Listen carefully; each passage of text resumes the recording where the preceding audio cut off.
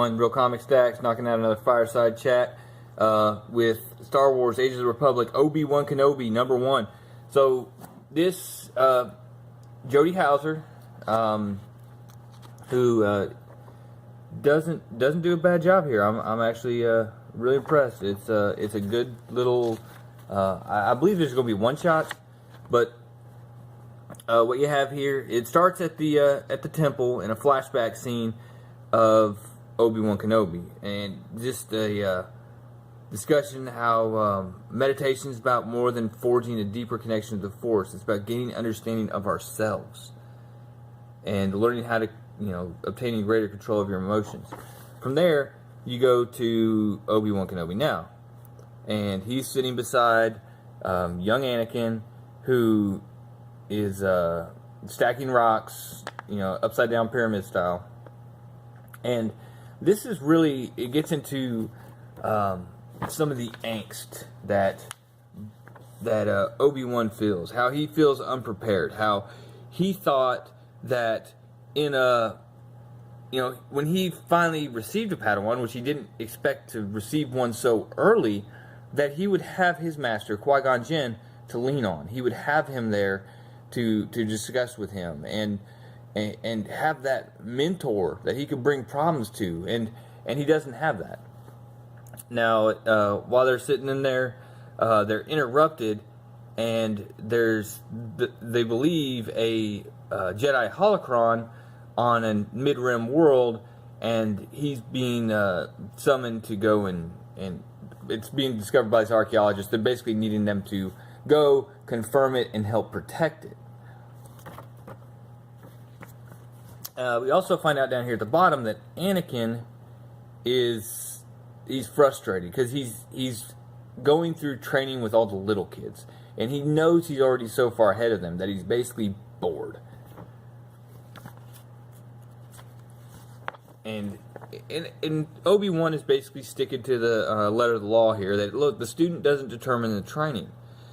But when we get with Yoda, who Obi-Wan is just in the library, he's looking for more information in the Jedi archives about the planet. And when Yoda comes by, he tells him, "Hey, you're taking Skywalker on the quest with you." And I hadn't planned to, but he said, "I'm not sure he's ready." And Yoda points out, "Is it him that's not ready, or is it you that's not ready?" And see, Anakin thinks he's ahead of the other Padawans. He says that, but it says here that he's actually so far behind, remains behind the other Padawans. And maybe that's just of his age group, because he is so far behind as far as being discovered later and everything, and being accepted. But it's kind of wishy-washy back and forth. I guess Anakin thinks he's so far ahead, which kind of meets with the character. But everyone else is like, he's not caught up yet. And Yoda just encourages him to believe in him. He also needs that. And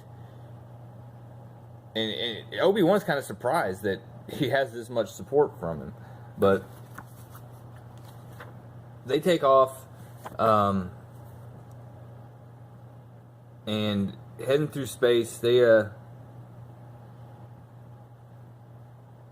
of course, wants to fly. He tells them, maybe on the way back.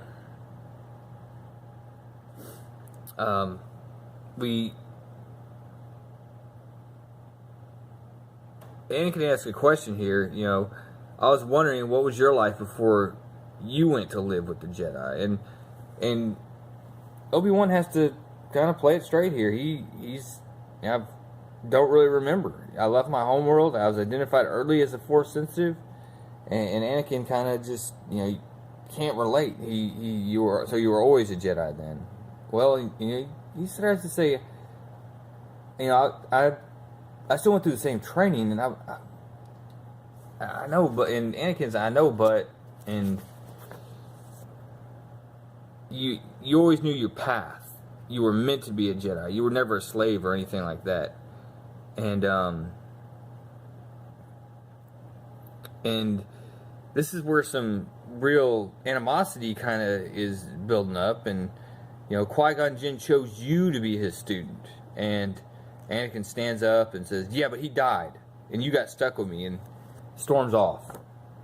And obviously that's not what Obi-Wan meant. And anyways, they arrive at the planet. They go check out the holocron. And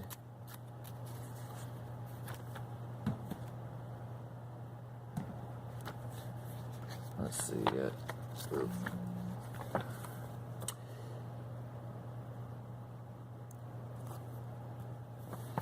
That's where they identify the holocron, and Obi-Wan asks Anakin to stand outside and with the guards and make sure the pirates don't show up. And it's not a couple minutes later that he comes running back in and saying that the pirates are here. So these guys roll in, and basically, you know, hey, you're taking stuff off our world. It really doesn't matter. What it gets down to is that the Jedi and Obi-Wan says he will defend himself. And he has Anakin stand back, and he does his thing. I mean, one-page spread of just Jediing the heck out of him. We got the force push going on. We got the lightsaber swinging.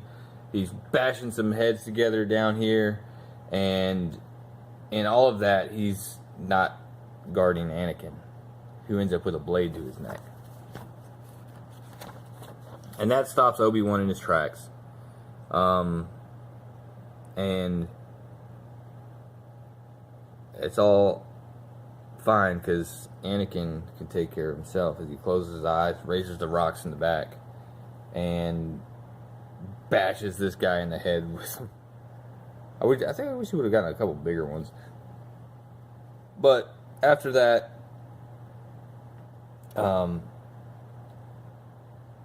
Obi-Wan tells him, you can gather your comrades and leave this camp in peace, or my apprentice can continue his training.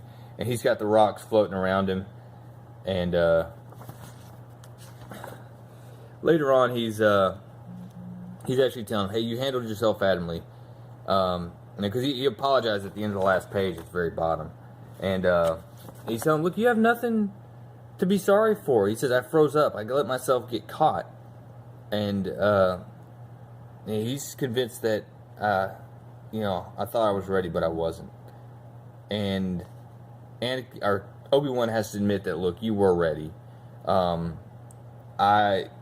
It's me that's not ready, kind of thing. It's I suppose I felt that it was you that was stuck with me as the teacher, and not Qui-Gon. So they head back, and that's really it. It's a good one shot, and Anakin gets to fly back. And the kind of heartbreaking part here is down at the bottom, where I may not be a teacher that Qui-Gon Jinn was, but I'm the one that Anakin has, and I won't fail him again. I did make a promise after all. It's like, well, I got news for you, Obi-Wan. It's a good book though. It's a good one shot. I'm assuming this is a one shot. I don't know if it's going to be an ongoing series because I hadn't checked, but I enjoyed it. We could talk if that's his the way he approaches it. Is it something that helps?